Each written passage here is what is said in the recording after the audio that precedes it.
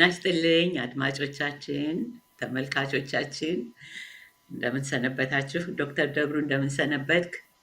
እግዚአብሔር ይመስገን። አበባ እንደምን ሰነበትሽ? እግዚአብሔር ይመስገን ደህና ነኝ። ባለፈው ሳምንት ያው አንተ በሌለህበት ወቅት አንዳንድ በተለይ በሱስ ዙሪያ ወጣቱ ብለን ጀምረን የነበረው ተከታታይ በማድረግ ብዙ ነገሮችን አንስቼ ነበር። ከአድማጮች እና ተመልካቾች ልበል በጣም ገንቢ የሆኑ አስተያየቶች፣ ጥያቄዎች ልከዋል። አንዳንዱ በአእምሮ ጥያቄ ላይ በአእምሮ ጤንነት ህመምን በተመለከተ፣ አንዳንዶች ደግሞ ይህንኑ ራሱ ምን ማለት ነው ሱሰኝነት ማለት የተጎዳ ሰው ማለት ጉዳት፣ ስብራት የሚሉ አሉና እነዚህም በሰፊው ወደፊት እንደምንገልጽላቸው በተከታታይ ህብረተሰቡን ለፊደል ለቆጠረው ባለሙያ ለሆኑት በጤና ዙሪያ ላሉት እንዲሁም ደግሞ ሰፊውንም ህዝብ አዌርነስ አለ አይደለም እውቀቱ ከፍ እንዲል የራሱን ጤንነት እንዲጠብቅ በሚል ነው የምናቀርበው። እንግዲህ አድማጮቻችን የጤና መንገድን ግን ከዛ በተለየ ደግሞ ያው ባለፈው እንደዘረዘር ነው ራሱ የጤና መንገድ የሄዱት ዓመት ነው የምትለው ደብሩ እና የሄዷት ዓመት አንደኛው ቅድም ያልኩት አንድ ወገኑ ቢሆን በሌላው መንገድ ደግሞ ይህንን ምሳሌም መሰረት በማድረግ ወቅታዊ ጉዳዮች ላይ፣ ሀገራዊ ጉዳዮች ላይ፣ ፖለቲካዊ ጉዳዮች ላይ እንደ ፖለቲከኞች ብቻ ሳይሆን ፖለቲከኞችም አይደለንም አይነኝ ሁለታችን፣ ግን እውነትን እና እውነተኛ ትርክትን እውነትንም ደግሞ የትግላችን መሰረት እውነቱን በተመለከተ ለህዝባችን አቅጣጫ ለመስጠት ነው። ጤናማ የሆነ አቅጣጫ ለመስጠትም ጭምር ነው እና እንደው ሰሞኑን ብዙ ነገሮች ይካሄዳሉ። የወቅቱን ጉዳይ አስመልክቶ ብዙ ጫጫታ አለ። የፋኖን ትግል በተመለከተ አንዳንድ የምናያቸው ስብስቦች አሉ፣ በየመድረኩ በተደጋጋሚ የሚቀርቡ ነገሮች አሉ እና እነሱም በተመለከተ ህዝባችን ግራ እንዳይጋባ ትግሉም እንዳይጠለፍበት በእነዚህ ዙሪያ ብንነጋገር በሚል ነው አይደል? ዛሬ እንግዲህ ይህንን ለማስገንዘብም ጭምር ነው። እንግዲህ የኛ ጤናማው መንገድ ምን አይነት ነው? በአቋራጭ ነገሮች እንዳይበላሹ ምን እየተካሄደ ነው? እኛ ለየት ያለ ፍላጎትና ጥቅም ስለሆነ ያለን በትግሉ ውስጥ ያንን ለህብረተሰቡ የበለጠ ተጨባጭ እንዲሆን በተጨባጭ አቅጣጫ ለማሳየትም ጭምር ነውና ደብሩ ነጋሽ ምን ይመስልሃል? ሰሞኑን የሚካሄደው ነገር ብዙ ነገር ነው የሚካሄደው። ብዙ ዩቲዩብ ላይ ብዙ ነገሮች ይካሄዳሉ። ግን ወሳኝ የሆኑትን ነገሮች አንስተን መስመር ለማስያዝ እና መስመር አቅጣጫ ብናስይዝ ጥሩ ነው ብዬ ስላሰብኩ ምን ይመስልሃል? እንዴት ነው ወቅታዊ ሁኔታውን ስታየው ያለው ጫጫታ ምን ይመስላል?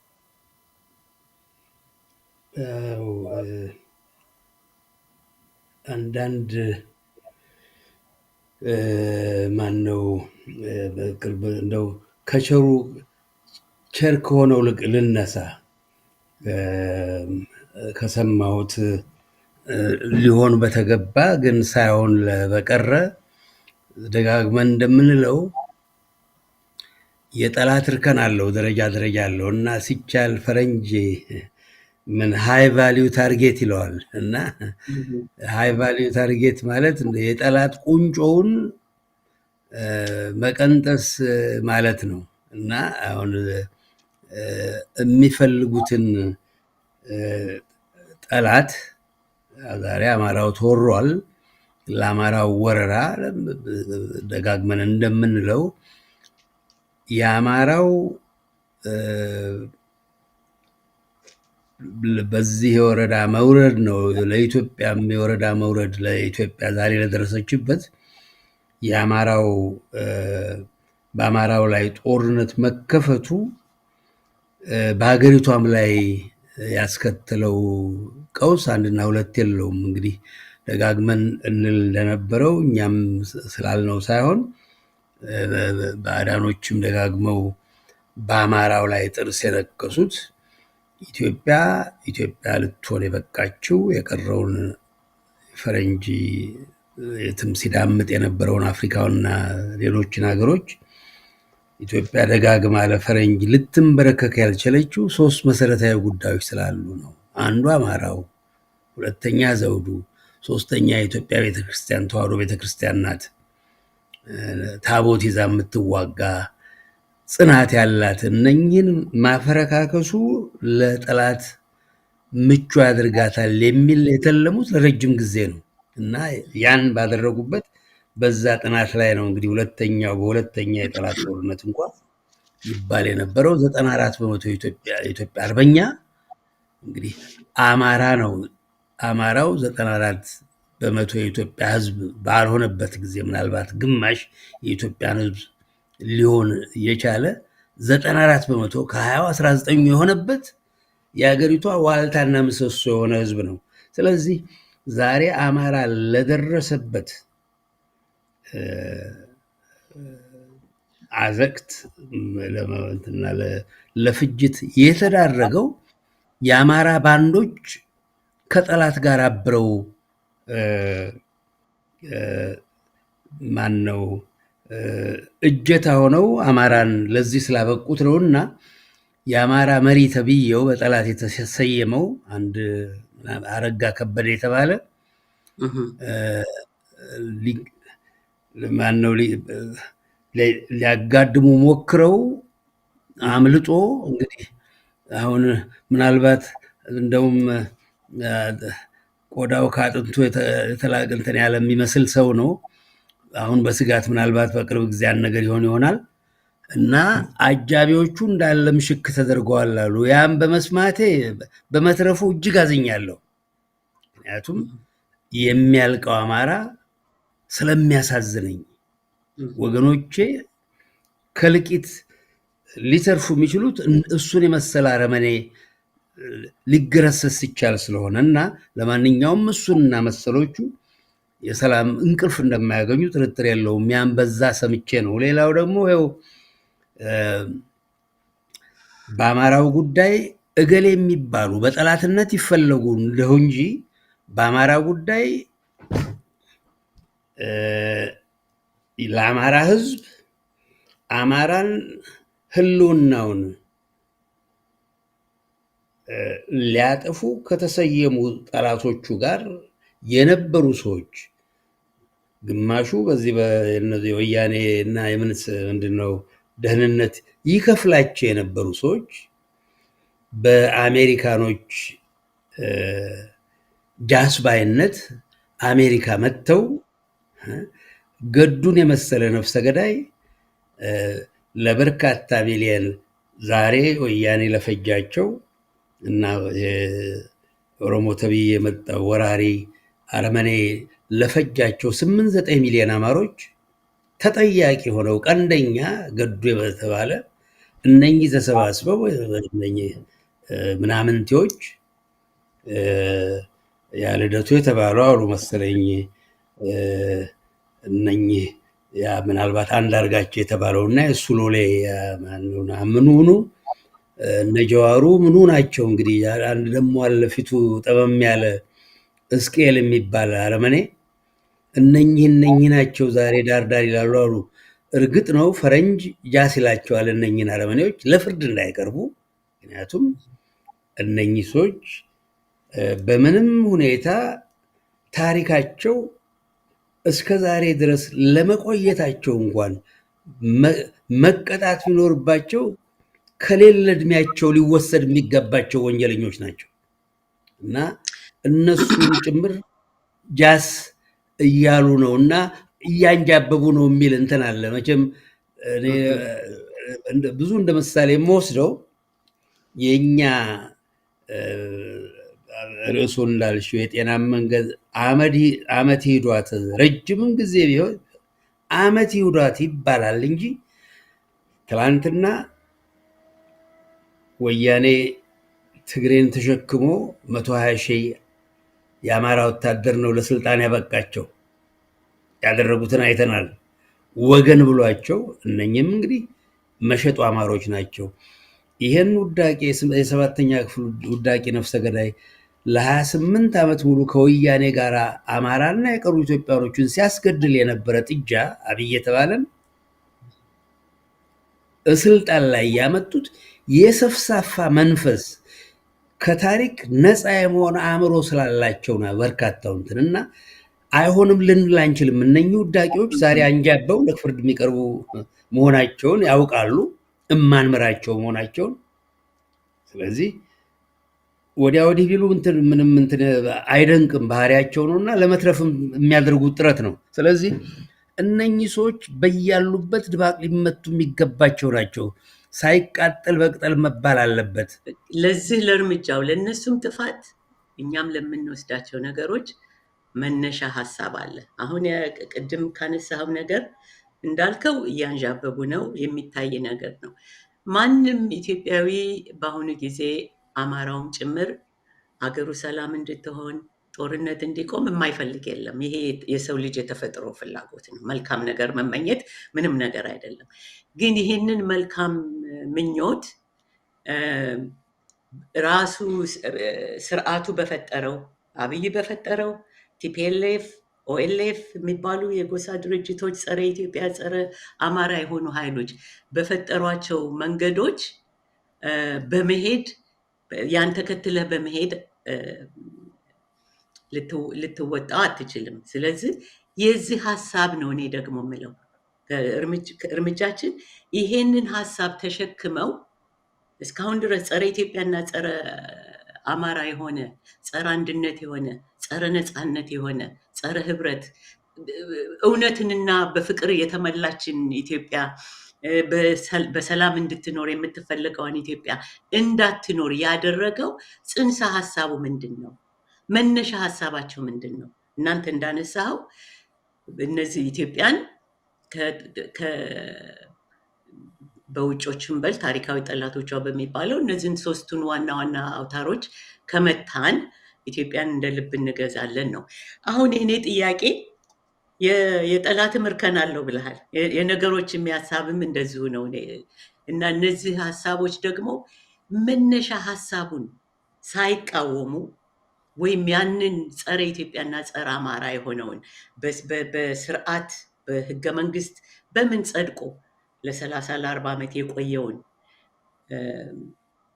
ርዕዮተ ዓለም ሳይጥሉ ወይም ሳይቀይሩ እንዲሁ አብይንና ቢጤዎቹን በማስወገድ ያ ስርዓት እንዲቀጥል የሚደረግበት ነው አይደል? አሁን የምንለው የሚንዣበበው ነገር ህዝብ መነሳቱ ስለማይቀር ከተነሳ ደግሞ እውነተኛ ስር ነቀል የሆነ እውነተኛ ኢትዮጵያዊ ስርዓት እንዲመሰረት አማራውም እውነተኛውን ቦታ እንዲይዝ ሳይሆን ተጨናግፎ እንዲሄድ ስለተፈለገ ነው አሁን ያለው ውርውር።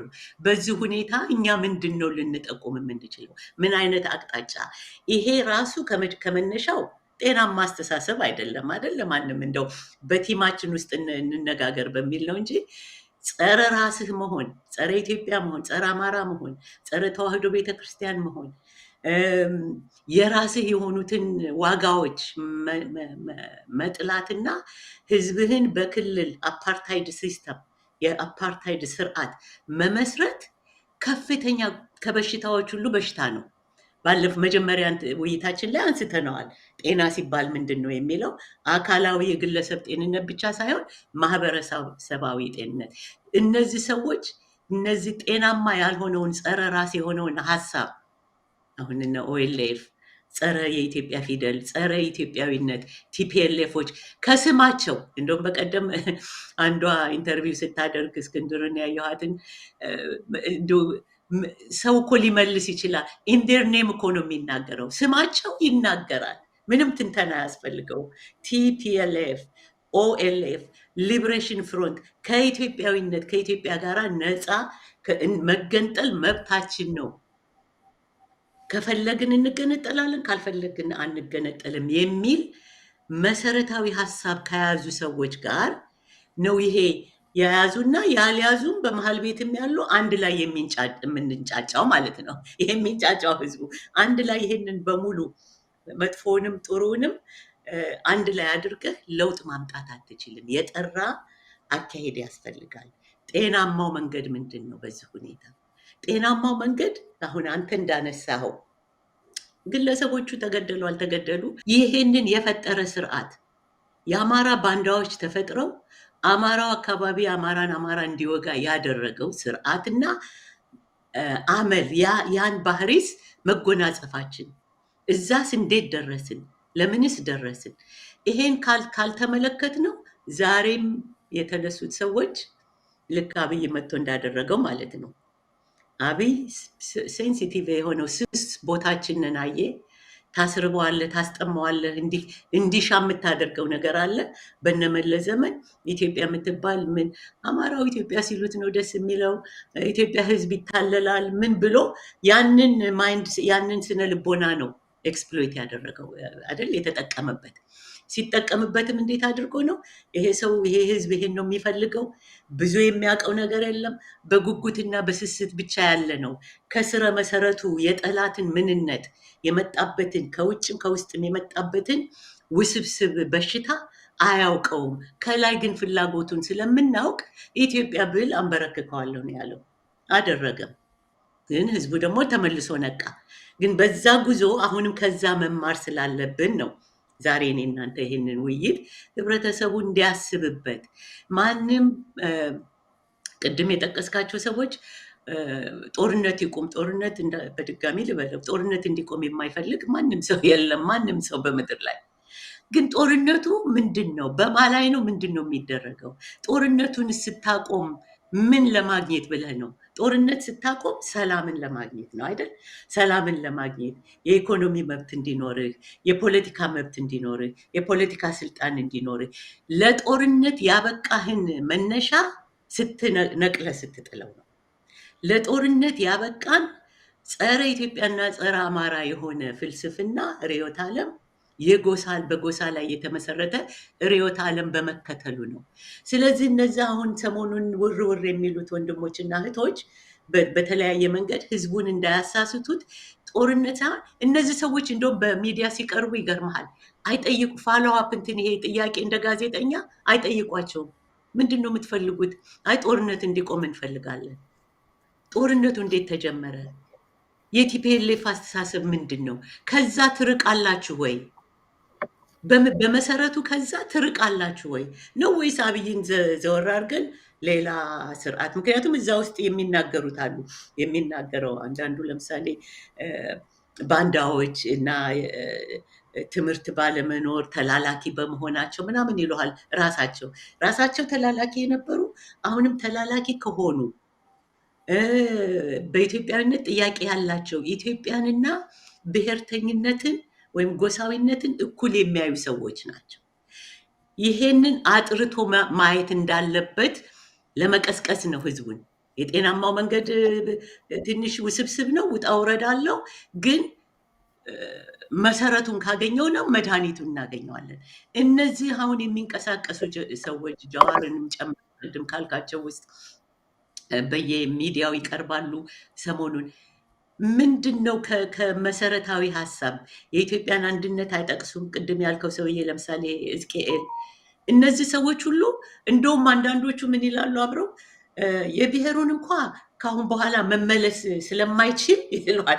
እነ ቲፒኤልኤፍ የደነገጉትና ያስቀመጡት ስርዓት መነካት እንደማይችል ግን ኮምፕሮማይዝ አድርገን ተባብረን አብይን እናባረው ወይም አብይን አስወግደን ቅድም ያልካቸው የውጭ እንትኖች በሰጧቸው ፕሮጀክት ነው። እና አሁን የጠቃቀስኳቸው ሁሉ ሰፊ ናቸው። እንደው ሰው እንዲመለከተው እና ካለፈው ከአብይ ካደረገው ካለፈው ከአብይ ብቻ አይደለም ከደርግም ከቲፒኤልኤፍ መማር አለብን። ደርግ ይውደቅ እንጂ ብለን ቲፒኤልኤፍ መጣ። ቲፒኤልኤፍ ይውደቅ እንጂ አሁንም እንደዛ አይነት ስህተት እንዳይደገም ለአንዴም ለሁሌም ስር ነቀል ለውጥ የሚመጣው እኔ ቅድም አንተ እርከን ላልከው ነው። እኔ ደግሞ የጠላት እርከኑ ወይም ይሄ ሃይ ቫሊዩ አላቸው ያልከው ጠላቶች አስተሳሰባቸውን ነው። ያ አስተሳሰብ መመታት አለበት ብዬ ነው የማስበው። ያንን አስተሳሰብ ደግሞ እነዚህ ሰዎች በግልጽ መናገር አለባቸው። ከወያኔ ፍልስፍና ከወሌፍ ፍልስፍና ምን ያህል የራቁ ናቸው?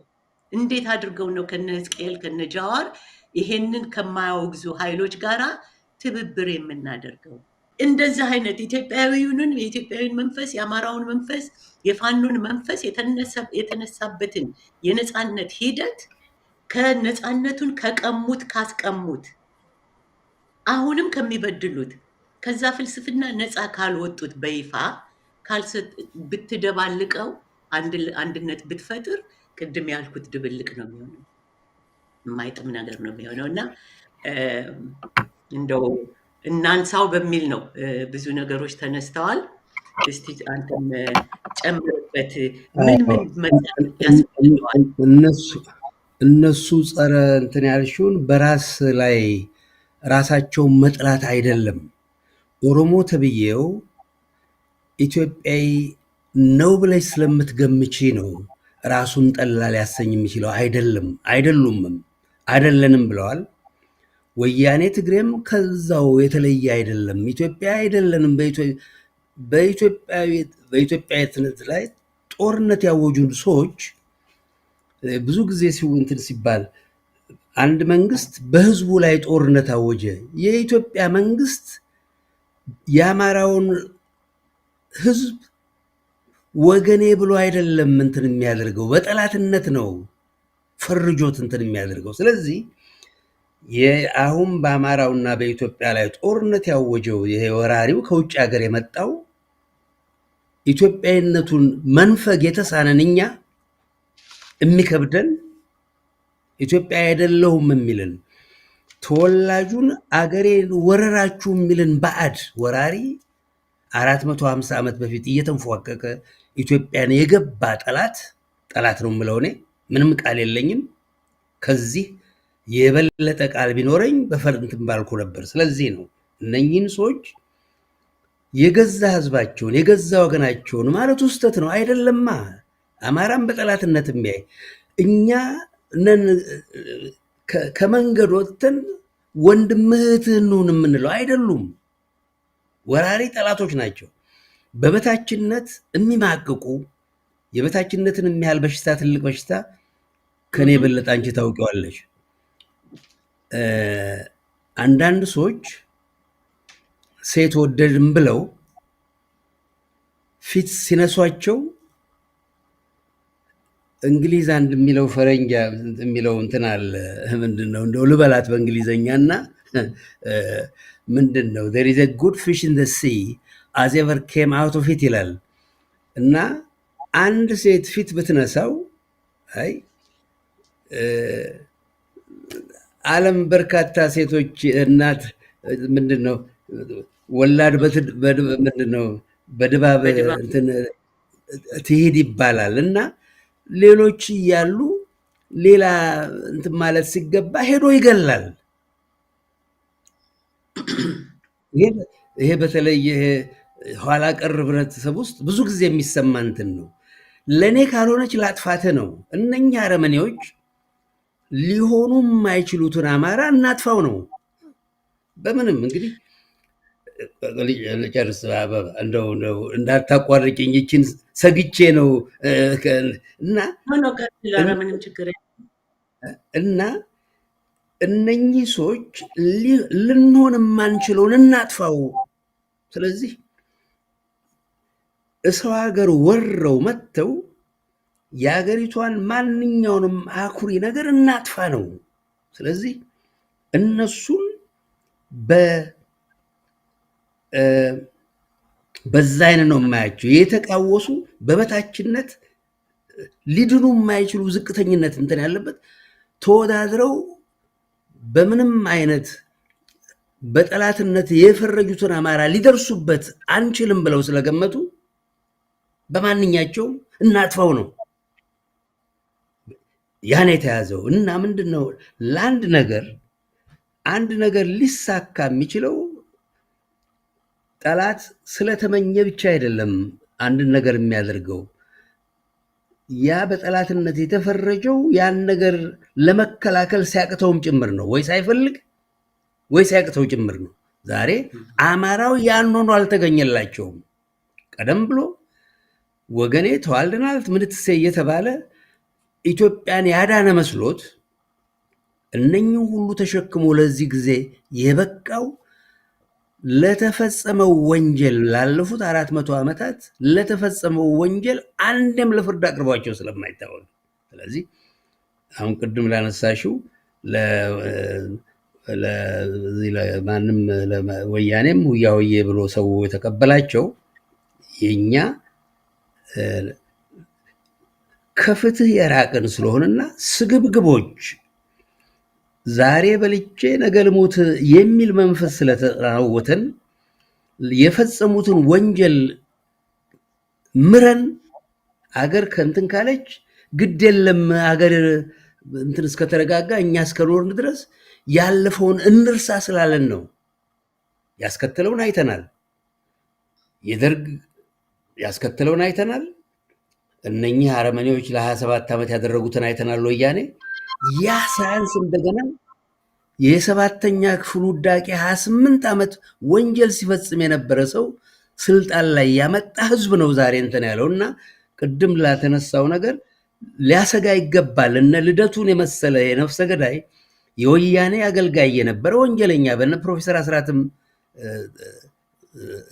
እንትን ማን ነው ለሞት መዳረግ የሚጠየቅ ወንጀለኛ እና ግብረ አበሮቹ በሙሉ ለፍርድ የምንፈልጋቸው ሰዎች ናቸው። ስለዚህ መሰረታዊ እንትኑ ላልሽው ያ ነው አንዱ ትልቁ እንትን በቅናት የመጣና ለፈጸሙት ወንጀል ተገቢው እርምጃ ተወስዶ ስላልነበረ ህጋዊ እርምጃ ዛሬ ለዚህ የበቁበት ምክንያት ይሄ ነው። ታሪክ የሚያስተምረን ወንጀል ፈጽሞ ያልተቀጣ ነገ የህግ መንፈስ 3 መንፈስ አለው። ወንጀለኛ ለፍርድ የሚቀርብበት 3 መንፈስ አለ ይላል የህግ አዋቂዎች። አንድ ተመሳሳይ ወንጀል ሊፈጸም እንዳይችል ተመሳሳይ እንትን ዛሬ ከ8 ሚሊዮን በላይ የፈጀው ኦሮሞና የትግሬ ወያኔ ከ8 ሚሊዮን በላይ አማራ ብቻ ፈጅተዋል። ወደ 400 ሺህ ነው እንትን በርካታ እንትን ሌሎችም ሶማሌ፣ አፋር ማን ነው ቤንሻንጉል በርካታ ወደ 400 ሺህ ሌሎች ኢትዮጵያኖችን ፈጅተዋል። ማን ነው እና እነኚህ ሰዎች ለፈጸሙት ወንጀል ተቀጥተው ስላልነበረን እና የህግ መንፈስ ቅድም እንዳልኩት አንዱ ወንጀለኞች ተመሳሳይ ወንጀል ሊፈጽሙ እንዳይችሉ መታገት፣ ለፍርድ መቅረብ እንዳለባቸው፣ ሁለተኛ ደግሞ ማን ነው ሌላው ሰው የተበደለው ሰው እነኚህን ሰዎች ያለ ፍርድ ሊበቀላቸው እንዳይችል በፍርድ መፈረድ አለባቸው። ሶስተኛው እኔን ያየ ተቀጣ የሚል መንፈስ እንዲኖረው ታዛቢው የቀረው የኢትዮጵያ ህዝብ ያላይ እንዲገባ ጭምር ነው እንትን የሚደረገው። ይህን ያመለጡ ሰዎች ናቸው ዛሬ እነኚህ ለፍርድ የሚፈለጉ ሰዎች ናቸው ዛሬ 30 ዓመት አማራን ሲያስጨፈጭፍ የነበረው ገዱ ዛሬ እሱና መሰሎቹ የድፍረታቸው ድፍረት አገር ሸጠው አማራን አስፈጅተው የኔን ዘመዶች የዳር ሀገር አማሮችን ኢትዮጵያን ኢትዮጵያ ያደረጉ የኢትዮጵያን ዳር ድንበር ያስከበሩ እነኛን ጀግኖች ወራሪዎች ናቸው ብሎ አስፈጅቶ የኢትዮጵያን ዳር ድንበር ለሱዳን እና ለወያኔ ያስረከበ ወንጀለኛ ዛሬ እንደገና ጨርቅ ለብሶ የመጣው እኛ ተገቢውን ምላሽ አጸፋ ስላልመለስን ነው። እና ያ መሰረታዊ ጉዳይ ነው አበባ። እና ስለሆነም ነው ባለፈውም በሁለተኛው ዓለም ጦርነት በርካታ ወንጀለኞች እነ ሂትለር እና የመሳሰሉት እርቅ ፈልገው ነበረ እና ፈረንጅ የራሳቸው ጉዳይ በሚሆንበት ጊዜ አቋማቸው ግልጽ ነው። ከ1-2 ሚሊዮን በላይ ህዝብ ያለቀበት በርካታው አማራ እና ትግሬ ያለቀበትን ወያኔ እንትን ያደረገውን ጦርነት እና የኦሮሞ ተብዬው ወንጀለኞች መንግስት በፈጸመው በአማራና ቀጥሎ በአፋር ህዝብ ላይ የፈጸመውን ወንጀል ለፍርድ እንዳይቀርቡ የአሜሪካ መንግስት ፕሪቶሪያ ስብሰባ ብሎ እነሱን ነፃ ለማውጣት ወንጀለኞቹን ነፃ ለማውጣት ሁለቱንም ወንጀለኞች ተበዳዩ አማራውና አፋሩ በሌለበት የአማራን አጽመ ርስት ለወያኔ ትግሬ ከወሎ ቆርሶ ከበጌምድር ቆርሶ የኛ ነው የሚሉትን እንዲሰጥ አማራው ብረት እንዲፈታ ይሄን እርቅ ብለው ይሄን ባታደርጉ ሊከተላችሁ የሚችለው ለፍርድ አቅርባችኋለሁ፣ ሁለታችሁንም ወንጀለኞች ናችሁ፣ የኢትዮጵያ አየር መንገድ እንዳይበር እናደርጋለን፣ ብድር እንዳታገኙ እናደርጋለን፣ እኛ ጋር ያላችሁ ገንዘብ እንዳይንቀሳቀስ እናደርጋለን ብሎ አስፈራርቶ ነው እርቅ ተብሎ እንትን ያለው የትም ያልደረሰ እና ዛሬ ያው ፈረንጅ ያው አሜሪካ እነኝህን ጨርቅ አልብሶ በኢትዮጵያኖች ላይ በአማራው ላይ እነኝህን ጠላቶቹን እንትን ቢያደርግ አይደንቀኝም። እነሱ የማይሞክሩት ነገር የለም። ስለዚህ ዋናው ነገር ቅድም እንደጠቀስኩት አንድን ነገር ለማድረግ ጠላት እቅዱ ሊፈጸም የሚችለው እቅዱን ሊፈጽም የሚፈልግበት ህዝብ ያን እጅ እግሩን አጣምሮ ሲመለከት ነው። አማራ እዛ ደረጃ ላይ አይደለም። ዛሬ ተላቋል፣ ጠላትን አውቋል፣ እዛ ደረጃ ላይ ነው ያለው እና ለፍርድ የማይቀር ነው። አሁንም ስጋቱ በእርግጥ መሳሪያ ማንሳቱ እና ፋኖ መነሳቱ አንድ ሌላ ደረጃ ነው፣ የማይካድ ሀቅ ነው። ሌላው ግን ቅድም ያልከው ደርግም ይሁን ሌሎች ማንኛውም ማነው እንትናን እንዳልከው የሰባተኛ ክፍል ሰው መጥቶ ወንጀለኛ መጥቶ ምን ብሎ ላይ የሚቀመጥ እውቀት የሌለው ሰው ብዙ ጊዜ እንላለን፣ ምን ሲሆን ነው ኢትዮጵያ በእንደነዚህ አይነት ሰዎች የምትተዳደረው በምንልበት ጊዜ ስልጣኑን የወሰዱትና ኃይሉን የወሰዱትን ፓወሩን የወሰዱትን ኃይሎች ብቻ ሳይሆን መመልከት ያለብን እንዲወሰድ የፈቀደው ማህበረሰብ ነው የኔ ጥያቄ። ያ ማህበረሰብ ደግሞ በአጠቃላይ ኢትዮጵያን በአጠቃላይ በአጥፊም ይሁን በተጠፊነትም ያለው በአጠቃላይ ያለበት የስነ ልቦና የስነ እውቀትን፣ ትምህርትን፣ ማንነትን እነዚህን በሙሉ ለረዥም ጊዜ ተቦርቦሮበታል እና የተጓደለ መጥቶ ጠንካራ ባለመሆኑ በየጊዜው የሚነሱ የሰባተኛ ብለናል የሁለተኛ ክፍልም ሊመጣ ይችላል። የሆነ ኢዴት ስም ሊገዛ ማን ነው ኢዴት ስል አሪስቶትል እንደዛ ይል ነበረ አሉ የግሪክ ፈላስፋዎች። ኢዲየትስ ክን ራይዝ ቱ ፓወር ይላል። ኢዲየትስ ክን ቴክ በየትም ቦታ ያለ ነው። የኛ ትንሽ የሚያሳስበኝ እነዚህ አላዋቂዎችና አጥፊዎች የመንግስት ስልጣን መያዛቸው ብቻ ሳይሆን በዙሪያቸው ለምሳሌ ሌላ ሀገር አሁን እንዳልኩት ብዙ ደንቆሮ እና በምግባራቸውም በእውቀታቸውም እንዳልኩት የበታች ደካማ ሰው ነው ወደ ላይ የሚወጣው።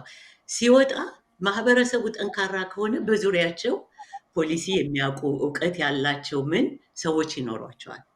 የኛ ጉዳይ ግን አብይ ብቻ ወይም ቲፒኤልኤፍ ብቻ ሳይሆን ወይ መለስ ብቻ ሳይሆን በዙሪያው በተለይ አሁን በአብይ ጊዜ በዙሪያው ያሉት የሱን በሽታ የሚካፈሉ የሱን ውድቀት፣ የሱን ደካማነት፣ የሱን አላዋቂነት እና የሱን ፋሽስታዊነት የሚጋሩ ናቸው። የሱን የስነ ልቦና ቀውስን የሚጋሩ ናቸው።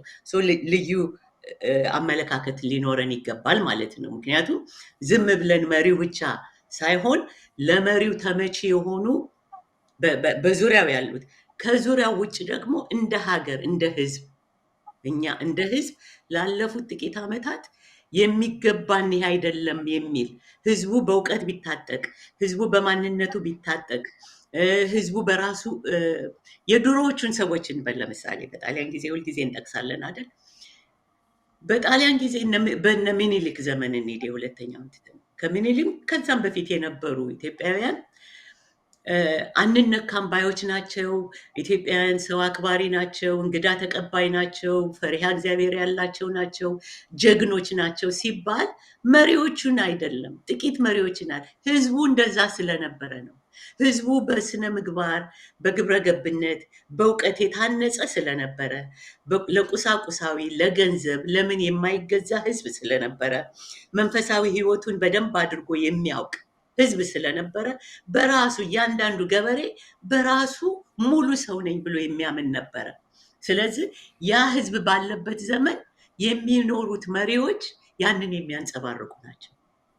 አሁን ደግሞ በተቃዋሚም ዙሪያ በለው ተቃዋሚ ነን በሚል ዙሪያ ያሉትን በላቸው በስልጣን ላይ ያለው እነ አብይ አይነት ሰዎች ህዝቡን እንደ ልብ ማኒፕሌት የሚያደርጉት የሚያሽከረክሩት፣ ህዝቡ በዚህ ሙሉ በሙሉ አልታጠቀም። ሙሉ በሙሉ ራሱን ለውጭ ተገዥነት በቀላሉ መሰለብ፣ በቀላሉ መሳብ፣ እንዲህ አይነት ነገሮች ስለሌሉ እኛ እኮ ጥቂት የሚያውቁ ሰዎች ደግሞ ያን አይነት ህዝብ ሁን፣ የተሻለ መንግስት እንዲኖር ከፈለግ፣ የተሻለ አይነት ነገር እንዲኖር ካንተ ያነሰ መሆን የለበትም ሊመራህ የሚችለው። ምክንያቱም ህዝብ ነው ተቆጣጣሪው። እና አንድ ከዛ አንጻር ነው እነዚህን ሰዎች በእርግጥ ለፍርድ መቅረብ፣ እነዚህ ሁሉ ያሉ ነገሮች ናቸው፣ መሆንም ይገባል። የማይሆን ይህን ሊያደርግ የሚችል ማህበረሰብ መፍጠር አለብን። ይህን ሊያደርግ የሚችል ኃላፊነት የእኛ ቀለም የቆጠርነው ኃላፊነት ይህ ነው። ይህን በወጉ ባለመወጣታችንም ጭምር ነው። አሁንም ድሮም አሁንም ህዝቡን የምናስታጥቀው ይሄን አድርግ ብቻ ሳይሆን ያለበትን ድክመት በማሳየትም ጭምር ነው። ምን ላይ ነው እየተተለተለ ከፈረንጅ ሀገር ሲሄድ እና ብይል ሊያሾም እና እኔ እዛ ባለው ወገናችን ይሄን ያህል ምንም እንትን የለኝም። አይኑን የገለጠው ክፉ ደግ የማየት እድል የገጠመው ኢትዮጵያዊ እንደነኛ አይነት እኛ በምንም ጊዜ እንግዲህ እነ በላይ ዘለቀ ፊደል ያልቆጠሩ ሰዎች ራስ አበበም በእጅ ነበራሉ። አበበም ብቻ ነበር ይጽፉ የነበረው ይሉ የነበረው ብሂላቸው የጠላትን ምንነት የሚያውቁሉ ይጀግናል። የጠላትን ምንነት የማያውቅ ነው ዋልጌው፣ ፈሪው፣ ሰባቂው ለጠላት የሚያድረዋሉ ይባላል። በላይ ዘለቀም አለ እንደሚባለው ከጠላት ሁሉ ክፉ በርከፋቹ ነው። እነኚህ ፊደል ያልቆጠሩ አስተዋይ ሰዎች ናቸው። የነኛን ሰዎች ሩብ መንፈስ ስለሌለን እኛ ቀለም ቆጠርን ተብዮች እገሌ ማን ነው ብለን እንኳን የማንጠይቅ እገሌ ማን ነው? አሁን ያለ ልደቱ ነው ምን የተባለ ልክ ነው። ያን ባለማድረጋችን ነገር ግን ሌላ ምን አለው? ምን ነጥብ አለ መሰለ? ከሳይኮሎጂካል ፐርስፔክቲቭ ከስነ ልቦናዊ ስታየው አንድ ህዝብ እንዲወሰን ይሆናል። እነዚህ ሰዎች አፕሮች አላለም እንግዲህ ቃሉን እንትን በለው ሀሳቤን እንዳላጠፋ ለምንድን ነው እንትኑን ነው የሚመለከቱት? ስነ ልቦናውን ነው የሚመለከቱት። የህዝቡ ማወቅና ለማወቅ ብቻ ሳይሆን የተጠማው ይሄ ስለሆነ ይሄን ብንለው ወደኛ ይተለተላል ነው የውጩም ይሁን የውስጡም። ስለዚህ አጥንተው ነው የሚያደርጉት። እንዲህ ብትሉት ኢትዮጵያ ሀገሬ ምናምን ብትሉት፣ እኔ ደጋግሜ ነግሬያለሁ። አንድ አባት ናቸው። እንደው አበባ ምን አንቺ እኮ ነግረሽን ነበር ለምን እንዳትሄዱ ብያቸው ነበር ከአብይ ጋር እና ልባችን ኢትዮጵያ ኦርቶዶክስ ሲል ልባችን ወከክ አላሉ። ይሄ ስነ ልቦናዊ ነው። ለዚህ ነው እኛም በምናደርጋቸው ከህዝብ ጋር በምናደርገው ውይይት የህዝቡና የነ አብይ እንትን ተገጣጠመ፣ መስተጋብር ይጋጠማል። ምክንያቱም በኢሞሽኑ ነው የምትሄደው። ምን ኢሞሽናል ምንድን ነው ስሜቱ በአሁኑ ጊዜ። ስለዚህ ያለማወቅ ይሄ ለረጅም ጊዜ ያልነው ተምረን ያልተማርን በመሆናችን በውጭ አስተሳሰብ መበከላችን ብዙ ነገሮችን የውጮች አድናቂ መሆናችን አውተንቲክሊ ራሳችንን አለመሆን የሚለውን ተነጋግረናል። ይሄ ትልቁ ስህተት ነው በትምህርት ደረጃ የተካሄደብን ለረጅም ጊዜ። ከዛ ውጭ ግን በየጊዜው የሚመጡት አሁንም ያሉትን ሰዎች ለምሳሌ ይሄ ቅድም ያነሳቸው ውር ውር የሚሉት ግለሰቦች የህዝቡን ሳይኮሎጂ ስለሚያውቁ የህዝቡን ስነ ልቦና ስለሚያውቁ የሚያውቁትም ከአዋቂዎቻቸው ከነዚህ ከሚያሽሞነሙናቸው ሰዎች በሚሰጣቸው አመራር ነው። ይሄን ብትሉ አሁን አንዱ ሊሉት የሚችሉትና ህዝቡን ወከክ ሊያደርጉት የሚችሉት እኛ ጦርነት ይቆምልን፣ ሰላም ያስፈልገዋል፣ ህዝቡ ፋታ እናገኝ እና ይሄ ሰውዬ ይውጣልን እንጂ ሌሎቹን ያሉንን ጉዳዮች ሁሉ አብረን እንመክራለን ቢል ማንም ቢለዋል። ይሄ ሴንቲሜንት ይሄ አስተሳሰብ ሰብኮንሽስሊ ይሰርጻል በዛ ህዝብ ላይ። አንተ ተነስተህ አይ ይሄ እኮ ስር ነቀል አይደለም፣ ሊያጭበረብሩን ነው፣ ሊያታሉን ነው ብንል እኔ ያኔ እንዳሉን ነው። ምን ነካሽ አንቺ አብይ እንዴት ትቃወሚያለሽ? እንዲህ የሚል መጥቶ እንደሚሉት አሁንም እንላለን። ለዚህ ነው እንትን ራቅ አዎ አዎ አበባ እኛም ላይ ብዬ ነው። እና አዎ አንዲት እኛም ነገር አ፣ ቀጥል የእንትን አዎ የራስ ጥያቄ እንትን አዎ ምንድን አዎ እናመለስ ምንድን አዎ እኛ ማለት ካለብን ነገር ህዝብ ሊገነዘበው የሚችለው አንድ ነገርና እንደው ብዙ ጊዜ የምንታዘበው እገሌ ማን ነው ብለን የማንጠይቅ ስለሆንን ነው። እነኚህ ሰዎች በእውነት ትምህርትስ ያስፈልገዋሉ። 28 ዓመት ሙሉ ሲያስገድል የነበረ እነ መገርሳው እነ ገዱ እነኚህ ለፍርድ መቅረብ ሲገባቸው የሰፍሳፋነት ዛሬ በልቼ ነገ ልሙት የሚል መንፈስ የተጠናወተው ህዝብ ስለሆነ እንጂ እኛ ቀለም ትንሽ ፊደል ቆጠርን የምንባለው እንዲህ አይነት መንፈስ ኖሮን በትንሹ እነኚህ ለፍርድ መቅረብ ያለባቸው ናቸው ጎበዝ ብንል ያ ደብሩ አንድ ነገር ልንገርህ፣ እኔ እንደሚመስለኝ ከስነ ልቦና አንጻር አሁን ለምሳሌ አንዳንድ ነገር እውነት ነው ብለን ነው የምንናገረው። እኛ የምትናገራቸው ነገር ምንም ምድር ላይ ጠብ የሚል የለውም።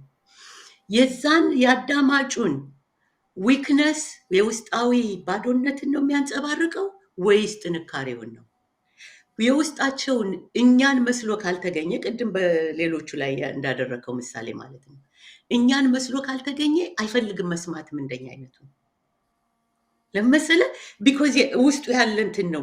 እዛ መሄድም አይፈልግም። ጠቅላላ ምን ነካችሁ ነው የሚለው። ለምን ሰው ትሳደባላችሁ? ለምን አንቺ ሁልጊዜ ተቃዋሚ ትሆኛለሽ? እንዲህ ነው የሚልህ። ቢኮዝ ሪሌት የሚያደርገውን ነገር ያውቁታል። ሪሌተብል ሆነው ነው የሚቀርቡት። እዚህ ሀገር እንደ ማነው ትራምፕ እንደሚያደርገን የድሃውን ህዝብ በሙሉ ገንዘብ እየቀማ ለከበርቴዎች ነው የሚሰጠው። ሲናገር ግን ምንድን ነው የሚላቸው? እናንተ በድህነት የምትኖሩት እኮ እነዚህ ኢሚግሬሽን መተውባችሁ ይሄ መተውብህ። ይሄ የሰው ልጅ ስነ ልቦና ነው። የሰው ልጅ ግዴታ ከላይ ባለው ሳይሆን ሰብኮንሽስሊ በምትከተው ነገር ነው ኢንፍሉወንስድ የሚሆነው። እና አንተ የምትላቸው እኔ የምላቸው ለብዙ ጊዜ ተነጋግረናል። የኢትዮጵያ ምሁራን በፖለቲካል ኮሬክትነስን በለው በምንም እንደውም ስንላቸው ሪዘንት ነው የሚያደርጉት። ቅድም ያልኩ ነው ብዙ ቦታ አይ አበባ እህታችን እንዴት አየሽው ቶሎ ይህን ሰውዬ በማየትሽ ደስ ብሎናል እና እስቲ ደግሞ የሚቀጥለውን ነገር አብረን እናድርገው አይሉም። እንደውም የእነሱን አለማየትና ይሄን ግን ኮንሽስሊ አይደለም እንዲህ የሚሉት። አይ ማንም ተቃዋሚ አሁን በእኛ ዙሪያ በትግሉ ውስጥ ያለ ይሄን በህሊናው በነቃው ህሊናው ውስጥ አይደለም የሚያየው፣ ሰብኮንሽስሊ ነው። ልክ ብዙዎቹ ህመሞቹን ሰብ ክሊኒክል ናቸው። አሁን እንደምናየው ወደኋላ እመጣለበታለሁ ራስ ጠልነት ያልከውን እና ይሄንን እኛ ማወቅ እኛ የፖለቲካ ሰዎች ስላልሆንን ነው ይሄን የምንናገረው። ለፖለቲካ ለኢትዮጵያ አንድነት የሚቆሙ በኢትዮጵያዊነት የሚያምኑ ለአማራው ህልውና የሚያምኑ የጠሩ የፋኖ ልጆችና ሌሎች ታጋዮች ከህዝቡ የእኛ ቢጤ ሰዎች ከህዝቡ ጋር ካልተስማማህ ህዝብን በፈለግከው ኢሞሽኑን እንዲህ እያደረግ በሂትለር ጊዜ ብታይ በሞሰለኒ ጊዜ ብታይ ሶሻሊስት ሆነው ነው የቀረቡት። አገር ወዳድ መስለው ነው የቀረቡት። ካለው ከህዝቡ ከማሱ ሴንቲሜንት ጋራ የራሳቸውን መስተጋብር እንዳልከው ሲንክ እንዲያደርግ አላይን እንዲያደርግ ያደርጋሉ። ይሄን ሳናረግ ብንናገር ባለፈውና ከነሱ ስሜት ውጭ ነን። የሚቀበለን የሚመስለን የኛ አይነት ሰው ብዙ አለ። በቃ እነሱም አይ ሰው እንዲህ ነው ብሎ ዝም ነው የሚለው። ስለዚህ እኛ ከፍ አድርገን ከፍ ስል ህዝቡ ሊገባው በሚችለውና ሊያየው በሚችለው ደረጃ አሁን ቅድም እንዳልከውም አንዳንድ ጊዜኛ ስም መጥቀስ አያስፈልግም፣ ይሄ ዝም ብሎ እንትን ነው አሉባልታ ውስጥ መግባት ነው ምናምን ብለን በሆነ እንትን ሂፖክራሲም ግብዝነት ብለን እናልፈዋለን። እነሱ ግን ይጠቀሙበታል። ስለዚህ እነዚህን ስማቸው ሲጠቀስ ሆነ ምግባራቸው ሲጠቀስ እነሱን ወደ ቻሌንጅ ወደ መላሽነት እንድናመጣቸው ነው የኔ ፍላጎት። አሁን ሁልጊዜ ብሔርተኝነት ተከላካይነት ወደ ተከላካይነት እንዲመጡ ነው ማድረግ ያለብን። አንዱ አሁን ለምሳሌ ይሄ ሰሞኑን በሚያደርጉት ውርውር ውስጥ ከማየው ማነው ልደቱ ሲናገር ከሰማኋቸው ነገሮች አንደኛው ችግራችን ይላል። እኔ ዝም ብዬ ዲስሚስ አላረግም ሰውን። ኦኬ ይሄ ውዳቂ ምናምን ብለህ አትተውም። ኦኬ የናቁት ብዙ ያደርጋል። ስለዚህ ችላ ማለት የለብንም። ግን እውነተኛ ሰዎች ከሆኑ የምናቀርበውን ቻሌንጅ ራሳቸውም እንዲመረምሩት፣ ራሳቸውም እንዲያዩት፣ ጠላት ከሆኑ ደግሞ በጠላትነት ይቀመጣሉ።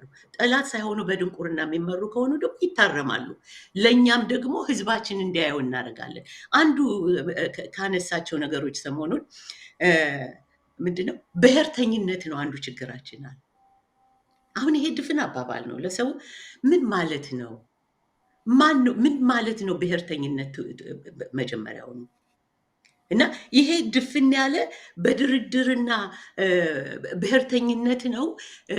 ምክንያቱም ልክ ሁሉም የአማራውም የቲፒኤልኤፍም የኦኤልኤፍም አንድ እንደሆነ ተደርጎ ከዚህ ነፃ እንውጣ ይላል። ይሄ ችግሩን ደፋፍኖ መሄድ ማለት ነው፣ አደባብሶ መሄድ ማለት ነው። ኦኬ ብሔርተኝነት የሚለው ትክክልም ባይሆን በእነሱ ህዝቡ እንዲገባው የጎሰኝነት የክልል አስተዳደር ያመጣው ቅድም አንተ መጀመሪያ ሀሳባችን ላይ ጸረ ኢትዮጵያ የሆኑ የውጭና የውስጥ ኃይሎች በዚህ መንገድ ኢትዮጵያን ብንበታትናት በጎሳና በኤትኒክ ብንከፋፍላት ወደፊት ደካማ ሀገር ሆና ስንገዛት እንኖራለን ብለው በሚያምኑ ነው። ይሄን አይሄዱበትም። አየህ ይሄንን እነዚህ አሁን የጠቀስኳቸው ሰዎች እንትናም ሆነ ሌሎቹም አይሄዱም እዛ። ምክንያቱም የሌላ ተቀጥያ ናቸው ነው። ብሔርተኝነት የሚለው ዝም ብሎ አጓጉል የሚወረወር ነው። ይሄን የሚሳነው አይደለም። አዎ ይሄን አሁን አበባ ተስኖት አይደለም። ይሄ ውዳቂ ነው የምለው። በነገራችን ላይ እዛ ላይ ሳንሄድ ተስኖትም ይሁን አውቆም ይሁን እኔ ማንን መሰለ የምመለከተው ህዝቡ በግልጽ እንዲያየውና የህዝቡ ስሜትና የህዝቡ አስተሳሰብ ከፍ እንዲል ካደረግነው ህዝቡ ማየት ይችላል። አውቆ ይሁን ይሄን ነው። ሌላውን ልጨምርልህ። አንዱ ይሄ ነው የተበሰበሰ። አንደኛ ኢትዮጵያንና ብሔርተኝነትን አንድ ላይ ያስቀምጣል። ይሄ ከፍተኛ ስህተት ነው። የተለያዩ ይሄ ብሔር የሚለው ራሱ ስህተት እንደሆነ አገር እንጂ ብሔር የሚባል የለም። ጎሳዎች፣ ነገዶች የተለያዩ ነገድ አሏት።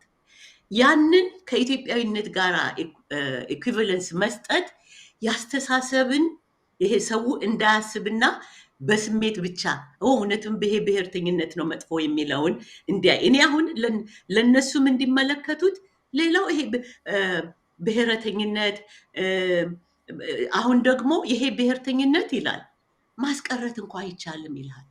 ምን ማለት ነው? ማስቀረት አይቻልም ሲል ምን ማለት ነው? ወያኔ ያመጣው ስርዓት ኦሮሞዎቹ አሁን እዚህ ደረጃ ላይ ደርሰዋል፣ ልንተወው አንችልም፣ ሌላ አመቻች ነገር እንፈልግ ነው።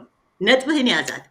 ሌላው አንዱ በጣም የሚገርመኝ ነገር ካነሳው ነገር ብዬ ነው ጽንፈኝነት ይላል። ልክ ጽንፈኝነት ኢትዮጵያውያን አለ በፖለቲካ ድርድር በሰላም እንፍታ የሚል ባህል የላቸውም ይላል። ይሄ ኢትዮጵያ የቷን ከየት ጀምሮ የሚለውን ያሳያል። እኔ ለህዝባችን በዚህ ደረጃ ከነቃ ቅድም ከመጀመራችን በፊት ያነሳው የሙጋቤና እንትን ምሳሌ ሊሆን ይችላል። ህዝቡ ከነቃ የፈለጉትን ቢያደርጉ ምንም ችግር አይደለም። ህዝባችን የአማራው ህዝብ በተለይ በድርድር በውይይት በመጋባት በተለያየ መንገድ መንግስት መስርቶ አገር መስርቶ የኖረ ህዝብ ቻዩ ቻለው ተብሎ እኔ ከመጣሁበት ማህበረሰብ እንግዲህ ከሃይማኖት የበለጠ የለም። ስለ ፍቅር በስማም ይቅር ይልሃል። ቢኮዝ ከፍቅር የበለጠ ሀያል ነገር ምንም ነገር የለምና በዚህ ደረጃ የኖረን ህዝብ ግን ለምንድን ነው ጽንፈኛ ተብሎ የተቆጠረው? ለምንድን ነው በሰላም መፍታት አልቻለም? ዲሞክራሲ አያውቅም፣ ጦረኝነት ነው የሚባለው ለምንድን ነው? ሌሎች በፈጠሩት ትርክት ላይ ስለተመሰረተ ነው። ሌላውን እመጣበታለሁ፣ ሀሳብህ እንዳትረሳ። አዎ ይሄ ደንቆሮ ነው የምለው፣ ቃልም የለኝ ከዛ የተሻለ። ይህ ደንቆሮ አሁን ያልሽው ልደቱ የተባለው እሱንም የሚካድሙ